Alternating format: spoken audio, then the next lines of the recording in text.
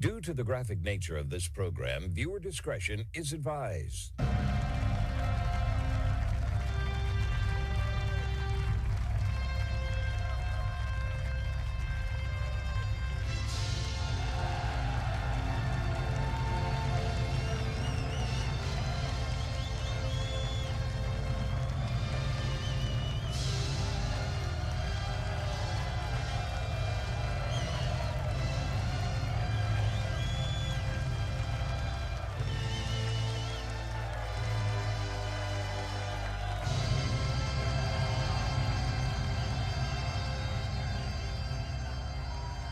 Welcome to the Marco Dre Show, everybody. It is Monday, July 14th. Thanks for tuning in to today's show and, of course, staying up to date on all the groundbreaking news where the facts are facts and hard truths thrive.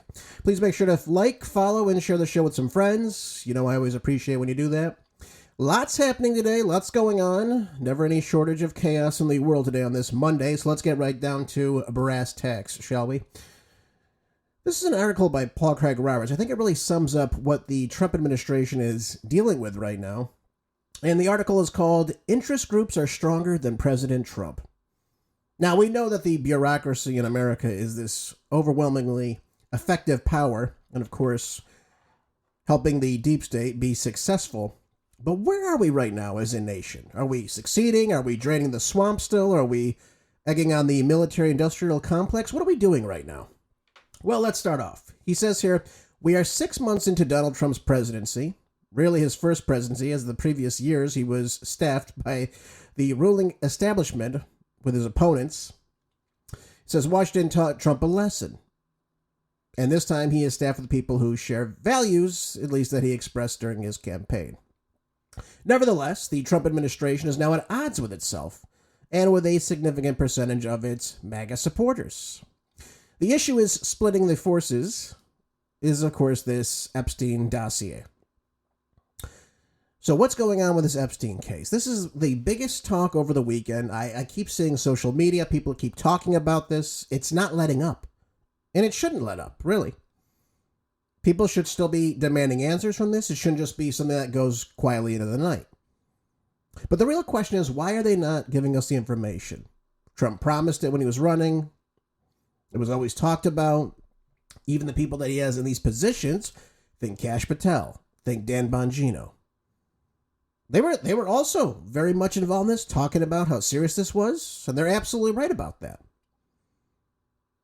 So what's the problem here? Why are we all of a sudden turning our back on this? It didn't really happen. They're not trying to say it's the Democrats writing up this false narrative that people are believing. They're the ones that were saying it from the start. So again, it doesn't make any bit of sense unless, of course, you're trying to protect people that are involved in this massive situation. He goes on to say, but the nature of the problem is being misrepresented. Attorney General Pam Bondi did not decide herself that the Epstein file was empty. She was not protecting Donald Trump.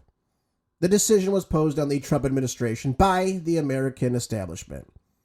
Think the ruling elite, think the deep state, think the globalists, all the same terms we use to describe the same people. The people that really make the decisions about what happens in this nation.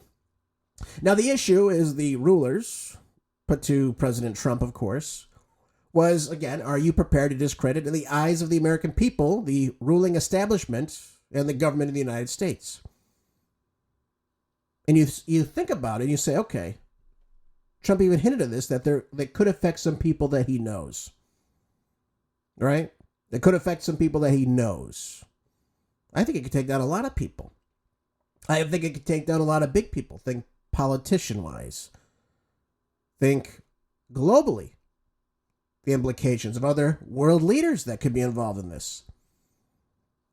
That have these ties with Jeffrey Epstein. And of course, the idea then, if everything gets taken down and we restart, if we lose confidence in our government, how can you accomplish anything? Right? If we don't even trust our own government, which most people don't trust the government. We don't trust a damn thing they're saying about this right now. Do you? I don't. Now, of course, Netanyahu was there last week to back up Donald Trump. Probably to have a nice meeting about what was, again, in these files, of course. And again, if you release these Epstein files, it will be revealed that he was a Mossad agent, referring to Jeffrey Epstein, and again, blackmailing your leaders. And again, they can release the names, and again, the country will be ruined if you release it. And it also showed this unwavering tie between our two countries. Would it not? The unbelievable amount of foreign aid we've given to Israel over the years. Israel gets whatever the hell they want in the Middle East. Look, I understand allies and whatnot, but look what's going on right now. Anything they want, they get from us. That's why we're sending another, $510 million worth of, I think it's THAAD missiles to the Middle East right now. Because they've all been depleted with this war with Iran. Just like the blink of an eye. Nothing can stop us. They want $510 million worth of weaponry, they get it.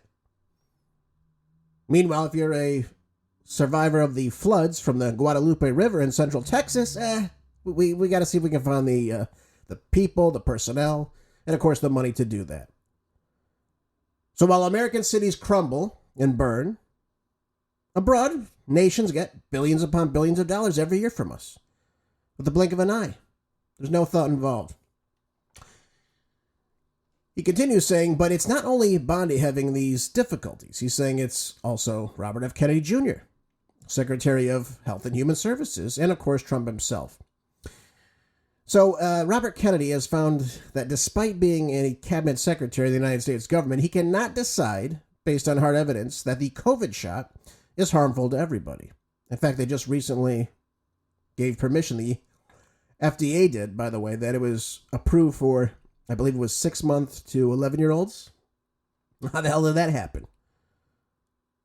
It's remarkable, right? How can a shot, by the way, I did some research over the weekend.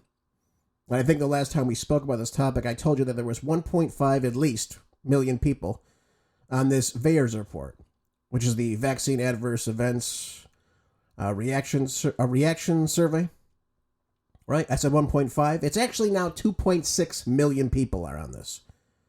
In just a few short years that this shot's been implemented, the American people. So that's 2.6 million Americans that have adverse health effects that are on this list. Again, these are all things that are documented and signed off by a lawyer. It's not just someone who comes and says, yep, the shot did this. It's actually got to be proven. And yet you were told it's safe and effective. And you want to give the shot to 6-month-olds, to 11-year-olds, to children, to young adults? It's insanity. Yet it still got passed by the current FDA. And it just goes to show you who's in charge here, who is behind this. You got the big pharma involved in this, putting on the people they want on these boards so they get the products they want passed. That's really what it comes down to. Yeah, people say, yeah, safe and effective. I'll go get the shot. It's not safe and effective. Not even close to it. Again, we could talk about the, hundreds worth percent on myocarditis, pericarditis, blood clots, strokes, seizures, you name it. Kids going into cardiac arrest after taking this shot. It's unbelievable. It really is. But they're all tied in together. The MAGA movement, of course. That's what it comes down to. Every one of these bureaucratic organizations are controlled by the same people to give you what they want. Now, he goes on to say, President Trump cannot even impose tariffs or deporting immigrant invaders. Globalism makes countries dependent on imports. Manufacturers are harmed by these tariffs, and agricultural businesses are also harmed by the deportations of illegal aliens.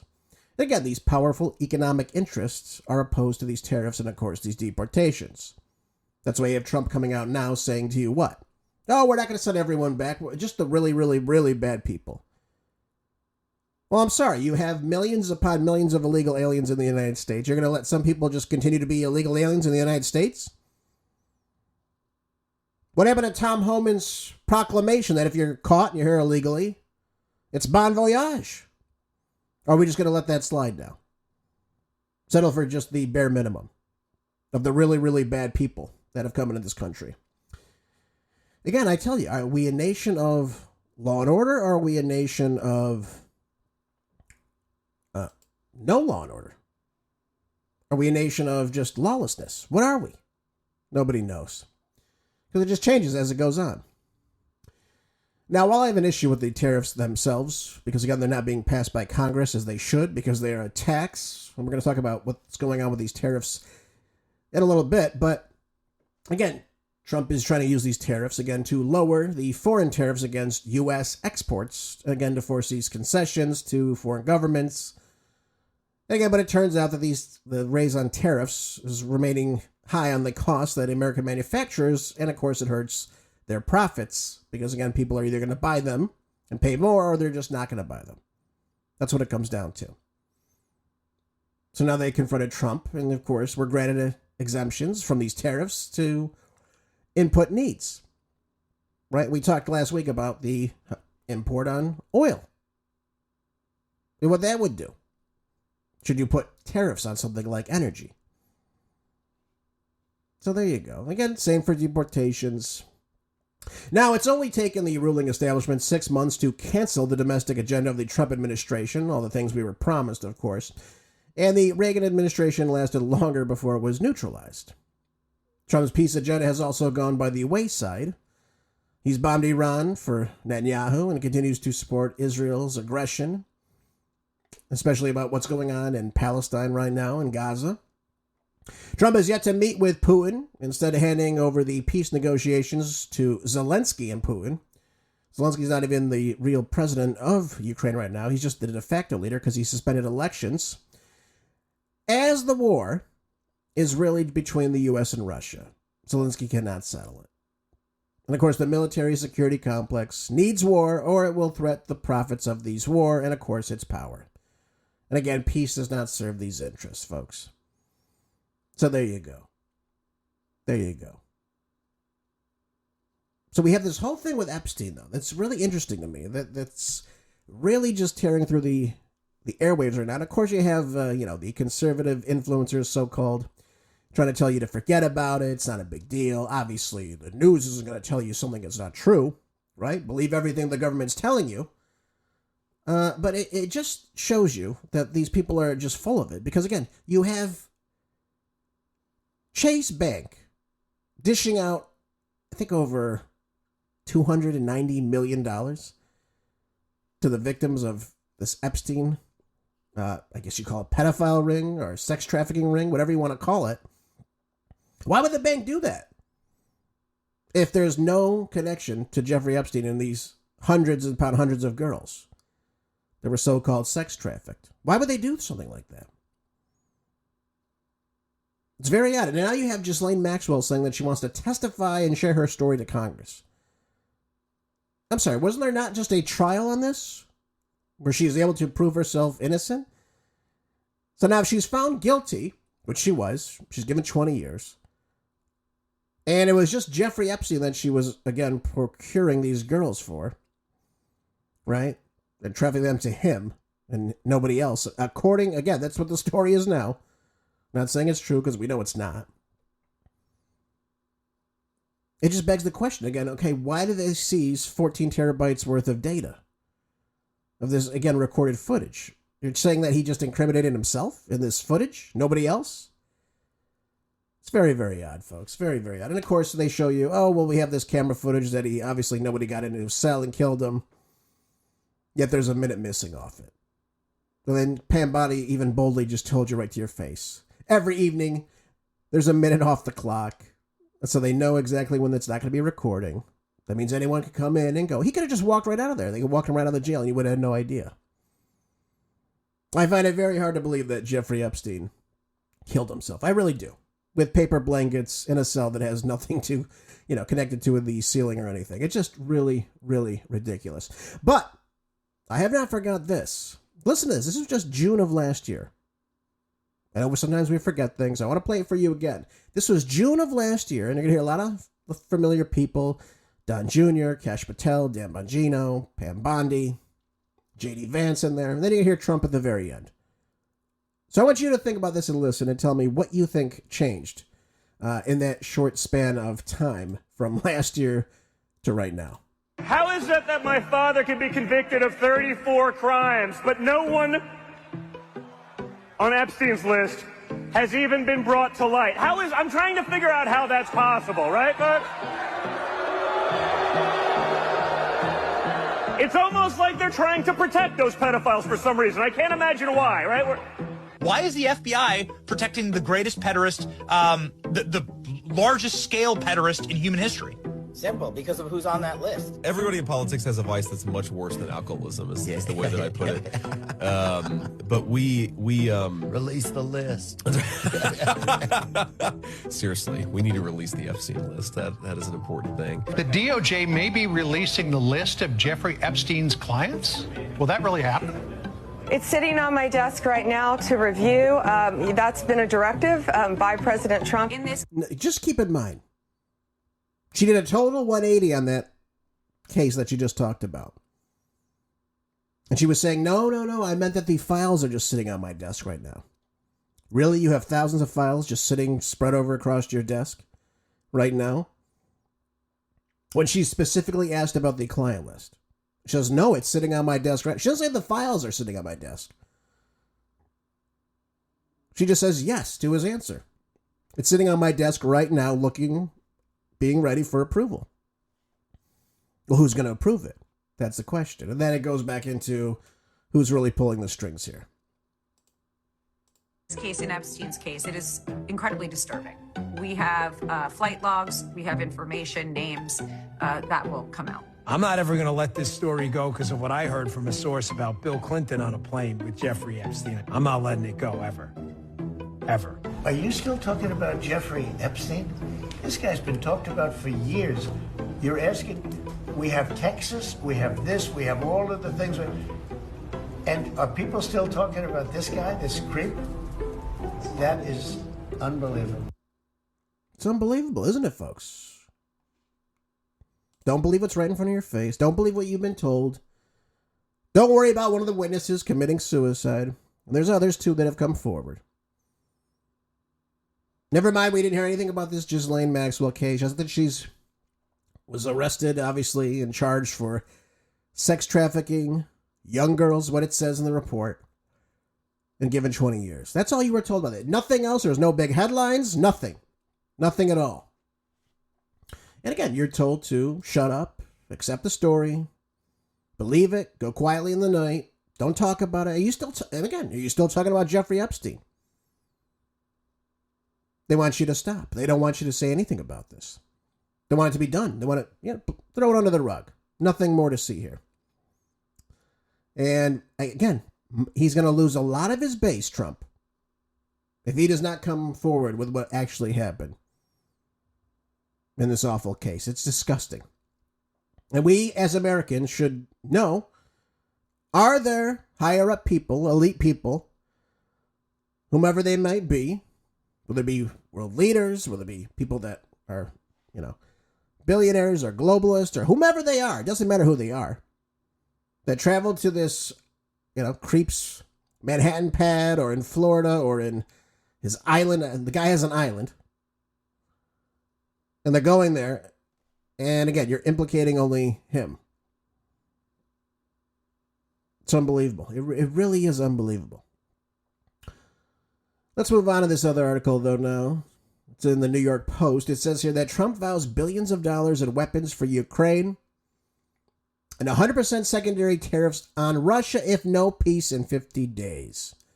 So right off the bat, you have Trump shooting from the hip again on this situation. I thought this was supposed to be done day one. And we're well over 6 months into this administration now. And we're sending more weapons to Ukraine. And we think, what? That's going to stop things?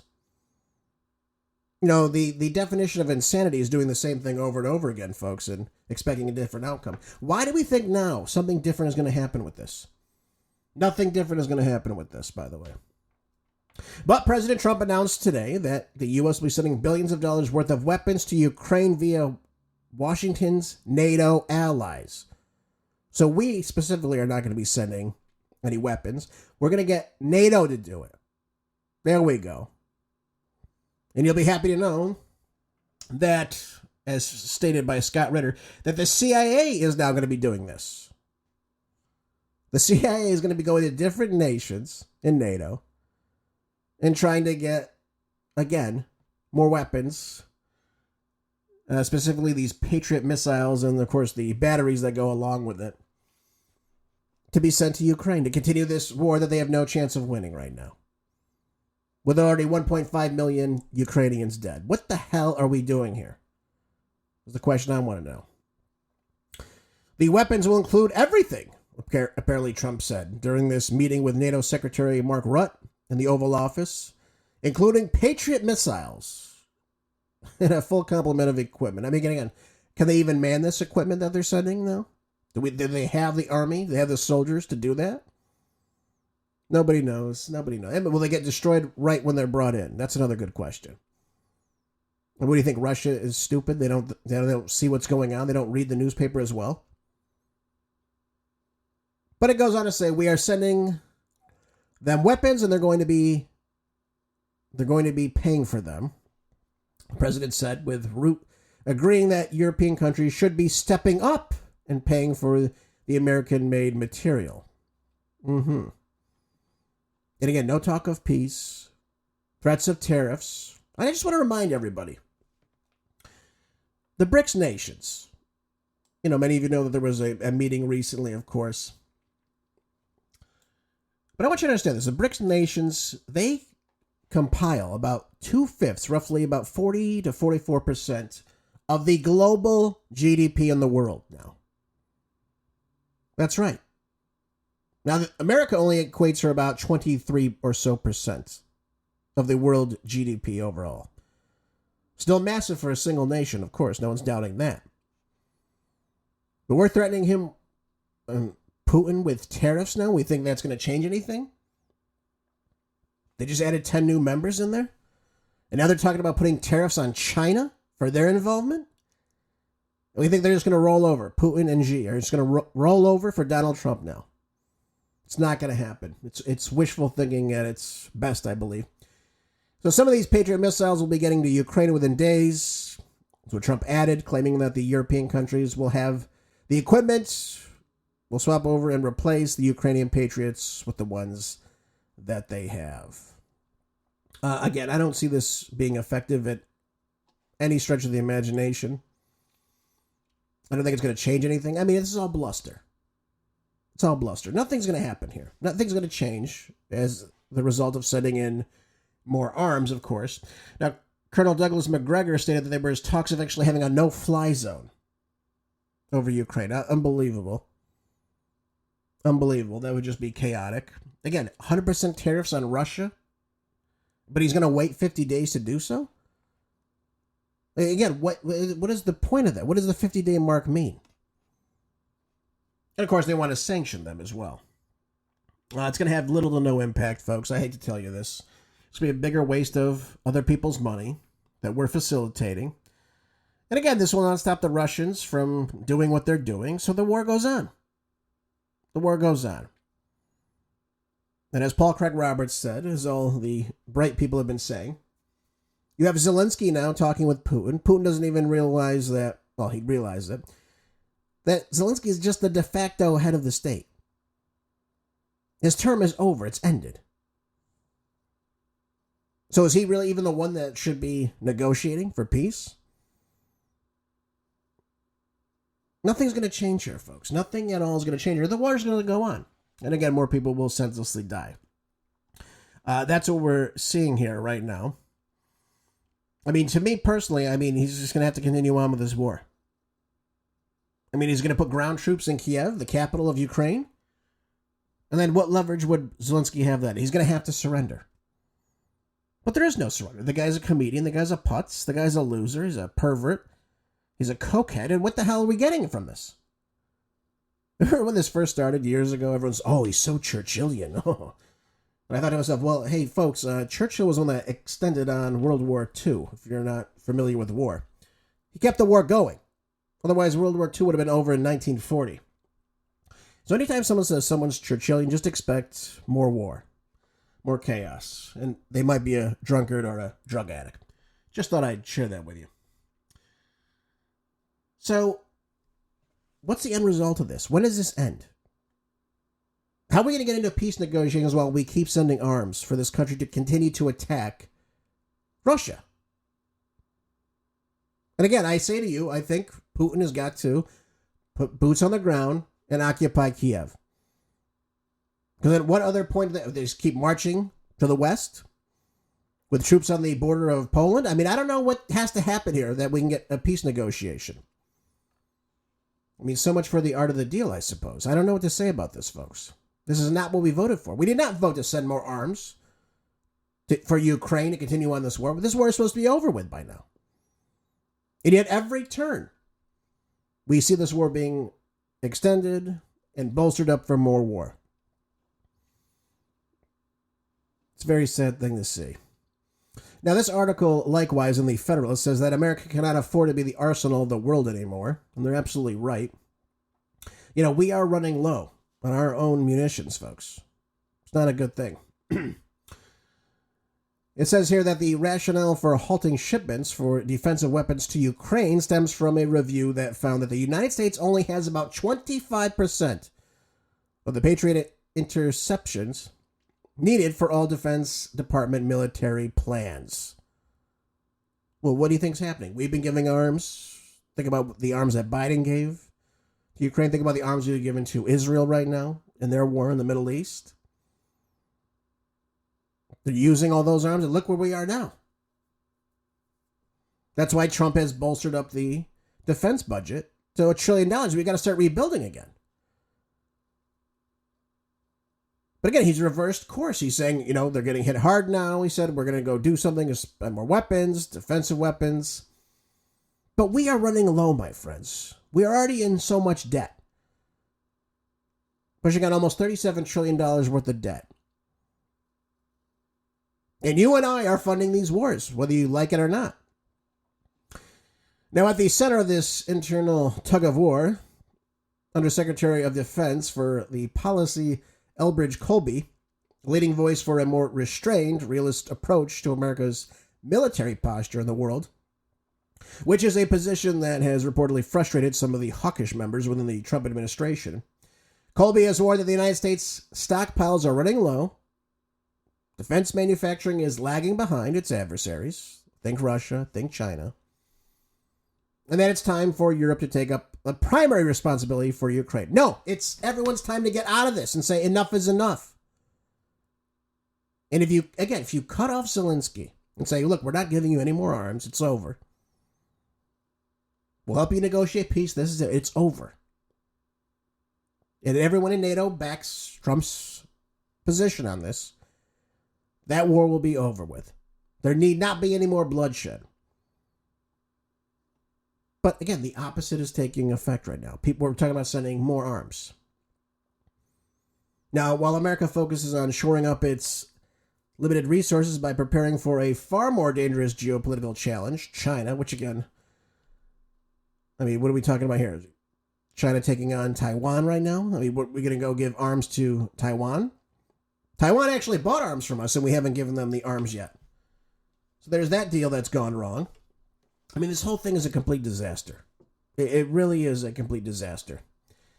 And again, the whole talk about putting tariffs on China right now, China that could definitely stop our rare earth mineral gains.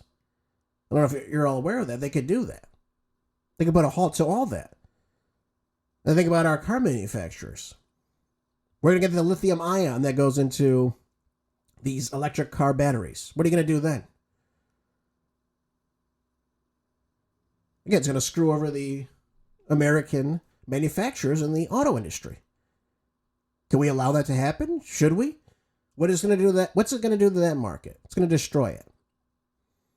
So if you think that Russia, if you think that China are just a bunch of dopes that are just going to fall over, you're wrong. They have a big leveraging arm to play. And again, Brazil's going to go along with them. India's going to go along with them because they're in together on this. And many other nations are signing on to this.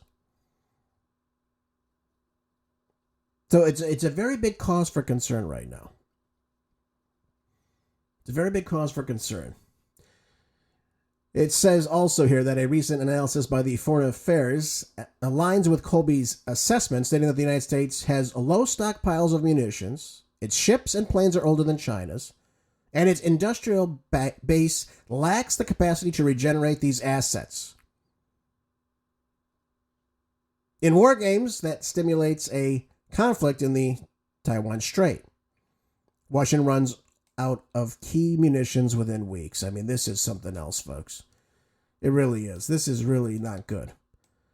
And again, you have Joe Biden not replenishing the military. Not a good thing. And, Trump has stepped in now and said we've got to start doing something. From a national security standpoint, not that anyone is going to be attacking us, but we've got to look at this and say, what are we doing here? How are we continuing to give everyone in the world arsenals? And yet we have nothing now for ourselves. We're low on munitions of all sorts. Here's another example. The U.S. Air Force's fleet is showing its age, with planes averaging 32 years old, and some exceeding 50 years old. Developing new major weapon platforms like these can take more than 8 years. I mean, folks, this is not good. Think about the U.S. Navy. It says here, equally perilous situation. Though the average U.S. naval vessel is 19 years old, some vessels, like cruisers, are pushing almost 30 years old.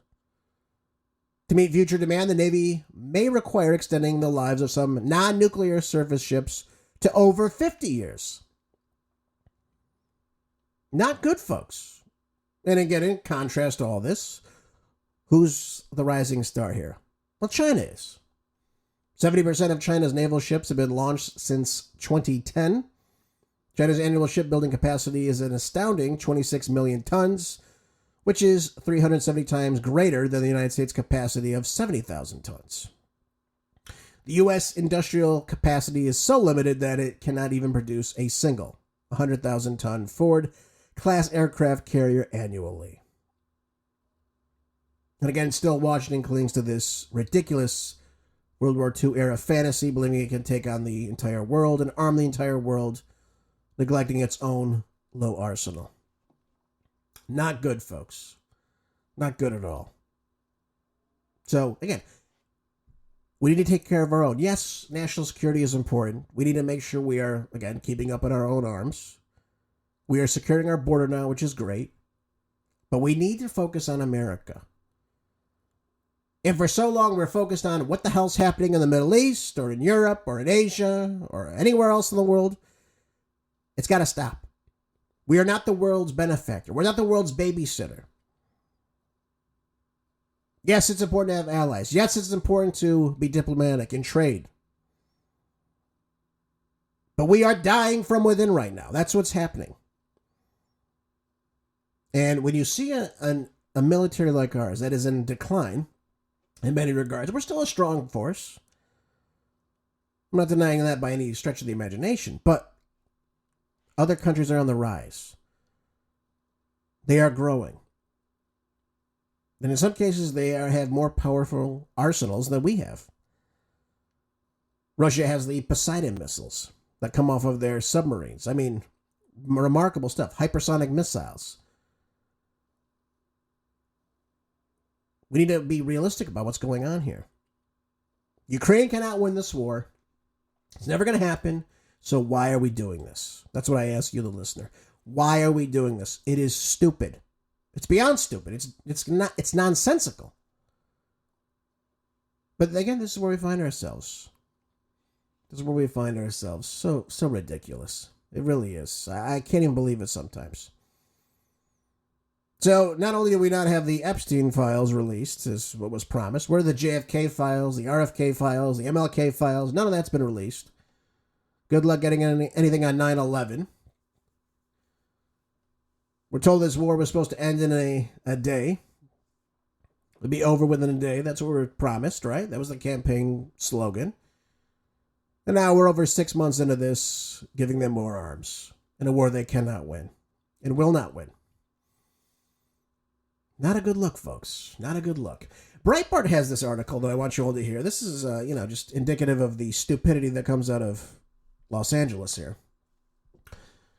It's written by Joel Pollack. I think it's a good article. I like this article. It says here that Los Angeles Mayor Karen Bass announced on Friday that the city would be giving cash to families affected by, get this, ICE raids as an important part to protect the immigrant communities in LA here. Again, this is really stupid stuff here.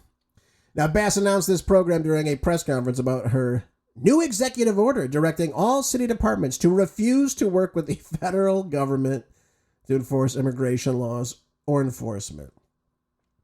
Again, why? Well, she's pandering to her, people that actually vote for her. The illegal alien class. That's what she's voting for. I remember we have roughly, at least, 1.2 million illegals in just LA alone, not even in the entire state of California, which is much, much more. The mayor went on to say that the cash assistance would provide cash assistance to families whose members, she claimed, could not go to work for fear of being arrested or deported, who otherwise had lost income. Forget the fact that they're here illegally and shouldn't even be working and taking our jobs. Oh, I know. They keep telling you, no one wants to work this job. Really? Nobody would work this job. That's what they keep telling you, the story they spin. I've worked jobs I didn't want before. I'm sure you have too. Some are fun, some are not fun. Some are grueling, intense. Others are easier. We all start somewhere. But the idea that no one would take this job and accept an illegal alien or immigrant, it's stupid. It's completely stupid. But what's really dumb here is this idea, again, of socialism, folks. We hear about, Mamdani in New York City, right? He's promising the world, of course, being paid for by somebody else to the citizens there. Then you look at this and you say, why would the mayor of LA be giving illegal aliens a cash card? Because they're too afraid to work. Well, hey, if you're too afraid to work, then get the hell out. That's what it should be. Giving them money?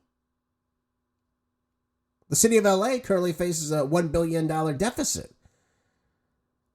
So now the new mayoral plan, this is the genius of Karen Bass, Commandant Karen Bass, which would provide up to $1,000 per card. That's what it's being reported, or at least a few $100. What the hell are you going to do with that in LA, by the way? Will be funded through philanthropy. Oh, the city is going to get people, the local philanthropists, right?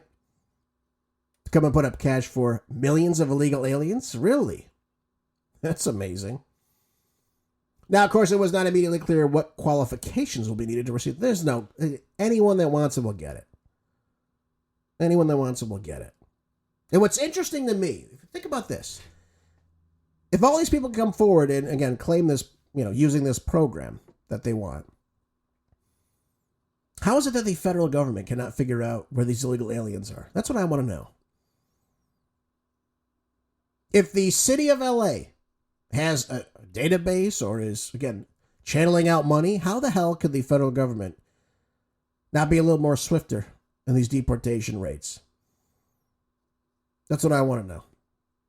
Again, it's remarkable to me. It really is.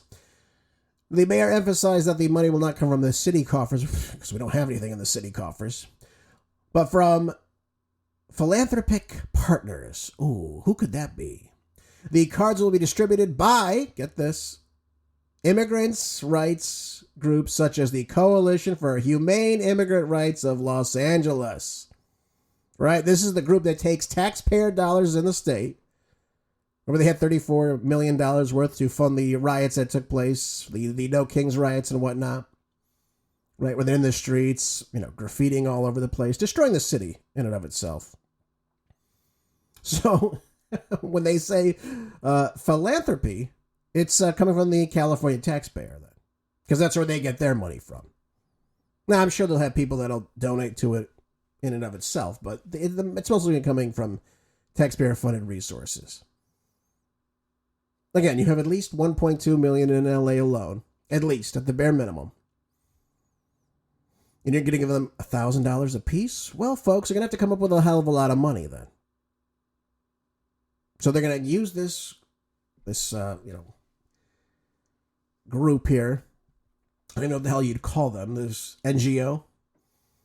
And they're going to funnel money through them to the illegal aliens to, I guess, sit on their asses and do nothing. That's what it's going to come down to. The city will coordinate between philanthropists and organizations distributing cards, according to the mayor's office. If I was Trump, I'd want to get that list.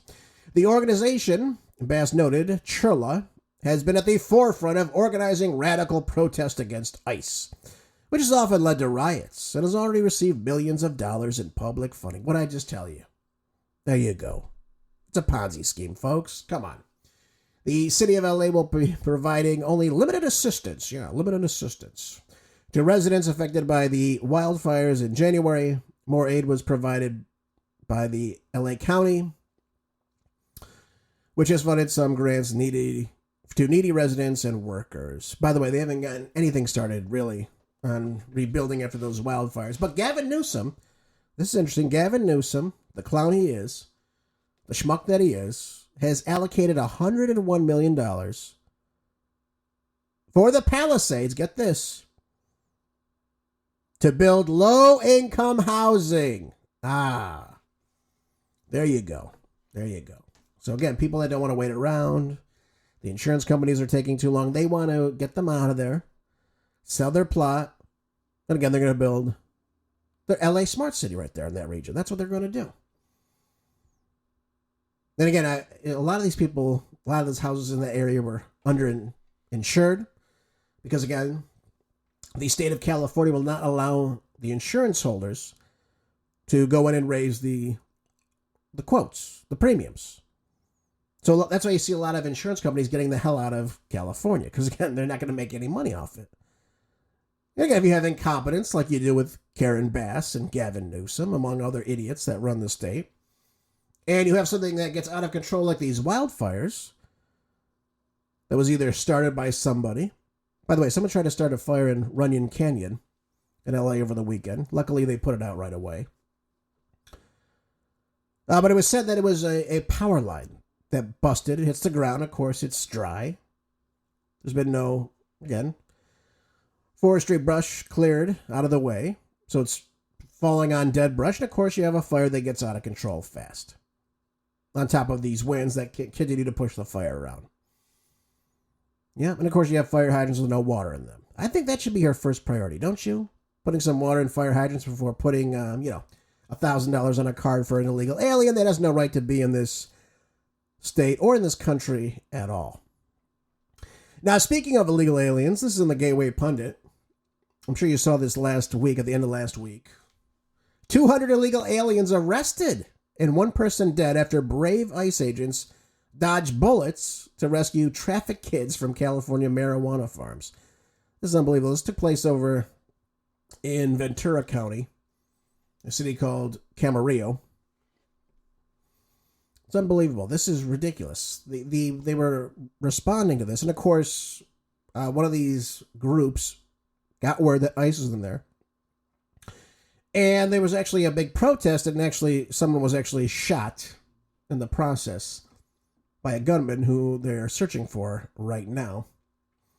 One died, I believe. Let me see this. One person dead. I don't know if the officer got shot. There was someone that died, or was supposedly had died, but then they actually figured out that person was still alive, so he was in critical condition. I'm not sure of his status as of right now. ICE wasn't even pursuing this guy, and he runs up a ladder. And he's going up like, 30 feet or so, and he falls off, and he gets injured, obviously.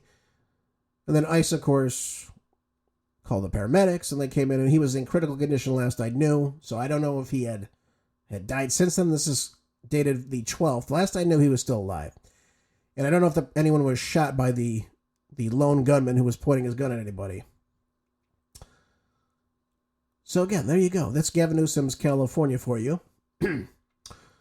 So these officers were conducting a criminal warrant operations at this marijuana farm owned by Glass House Brands out in Camarillo, out in Ventura County, which is northwest of LA. Now, in a press conference on Friday, the Department of Homeland Security said that during this operation, they found at least 10 migrant children that were rescued from this potential exploitation, this forced labor, and, of course, human trafficking. 8 of them were unaccompanied. That means they didn't have any parent with them while they're out, I guess, working for this company.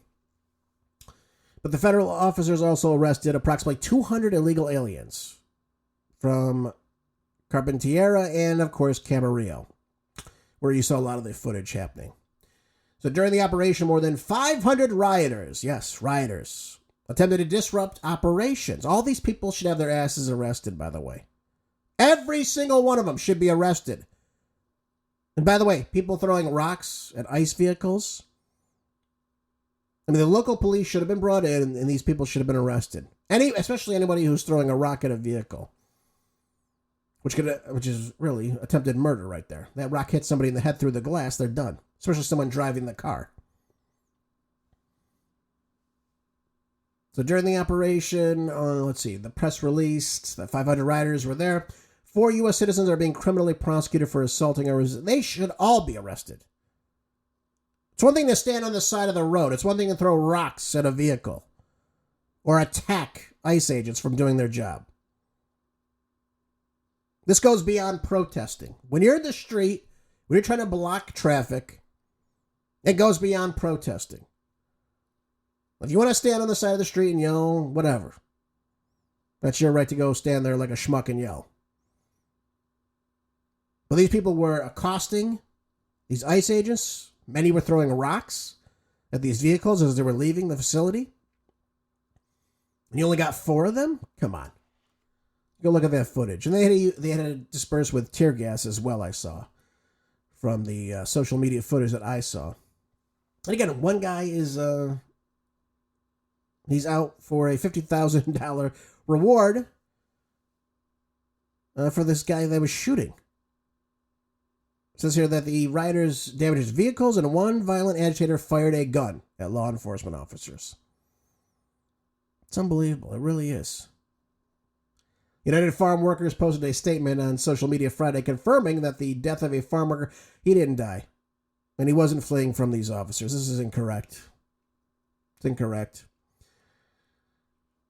He was climbing up a ladder for some reason. Maybe he was illegal. They weren't pursuing him, though.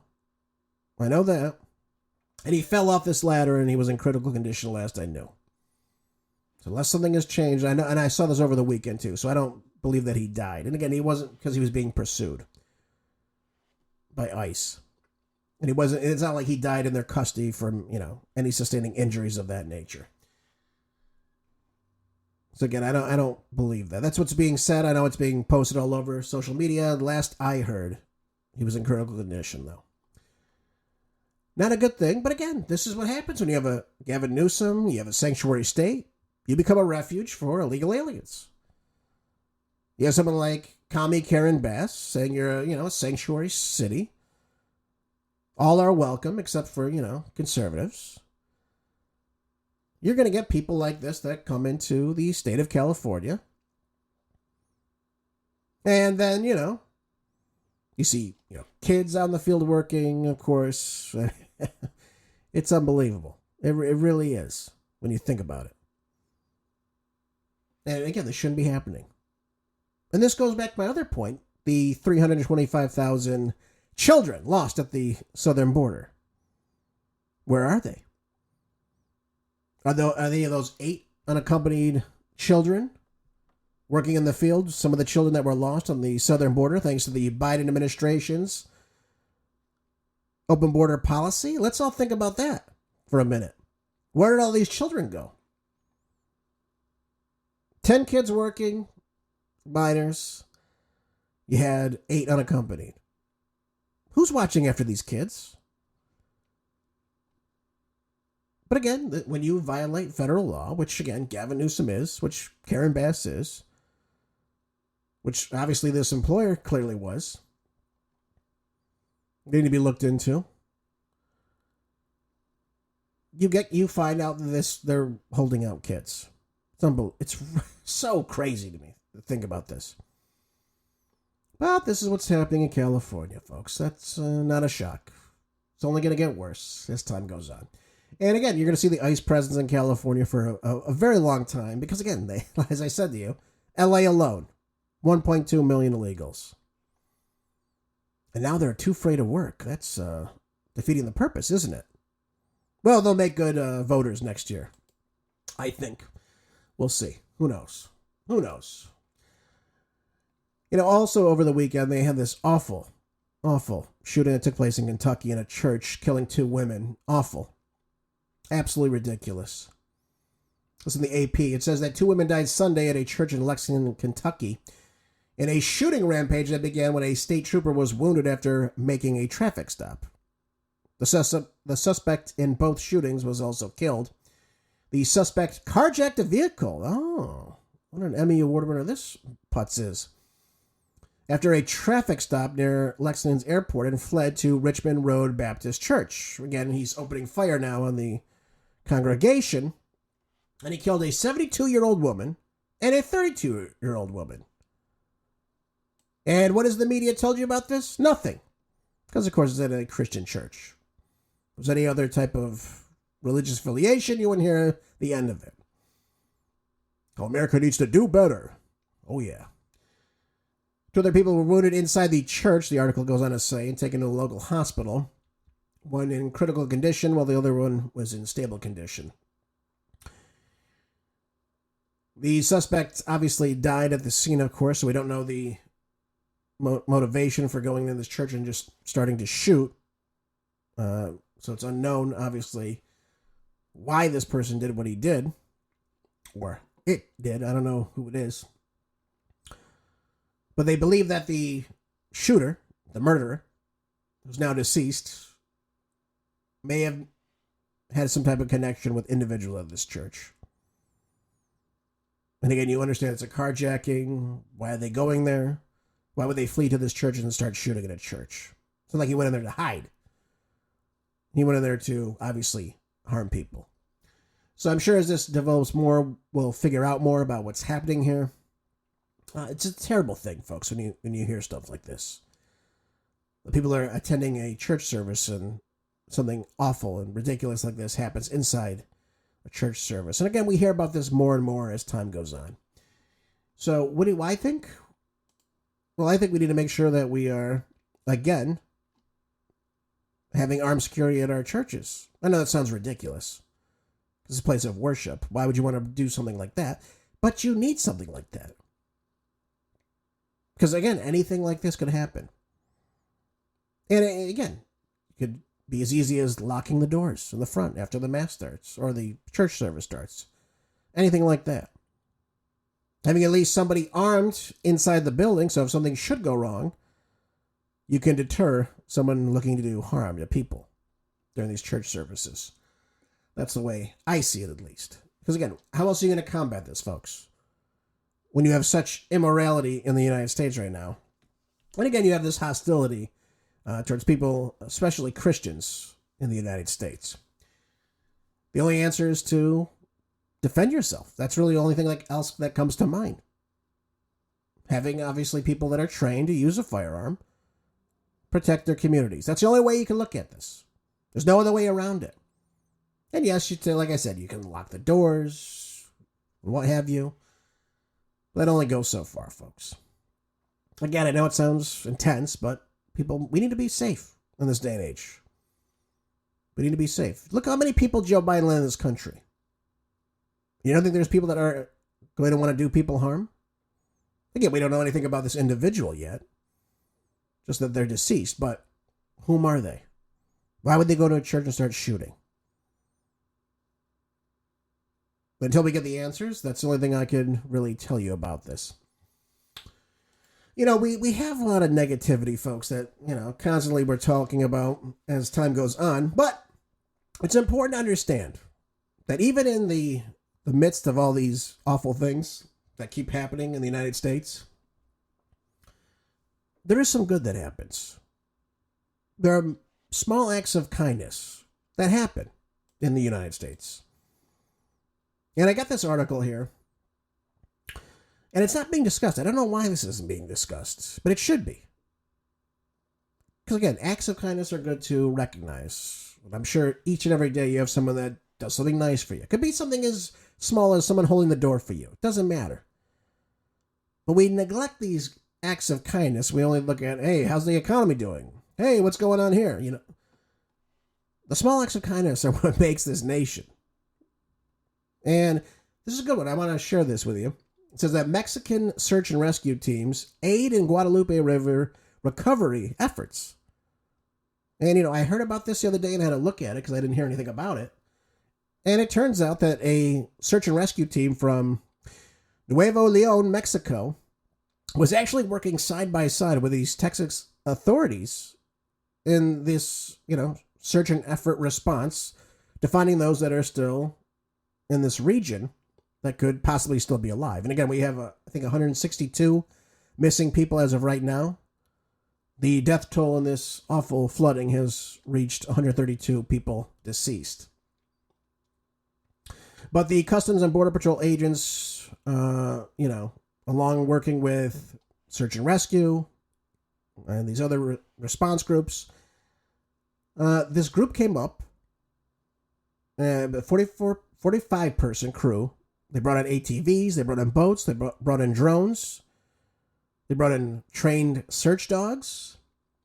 And again, the director of this, Eric Cavazos, says that the magnitude of this destruction was far worse than anything they could have imagined. But think about this. Here you go. You have people from Mexico coming up to Texas, helping.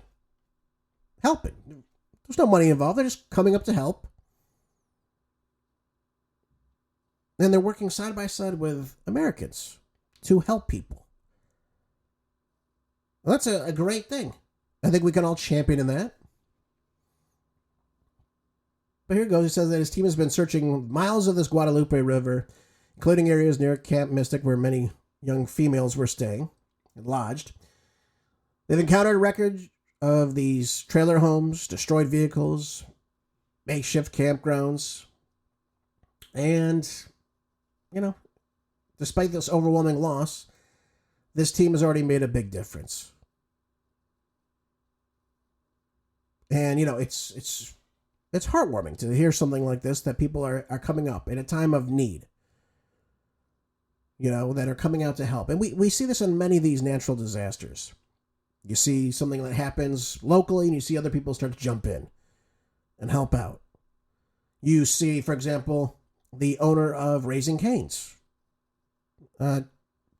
chicken, fast food chicken company, donating $1 million to help in the region after all this happened. And you start to see stuff like this. And that's the goodness that you see out there in the world.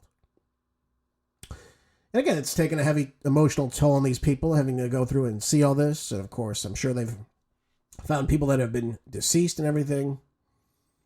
But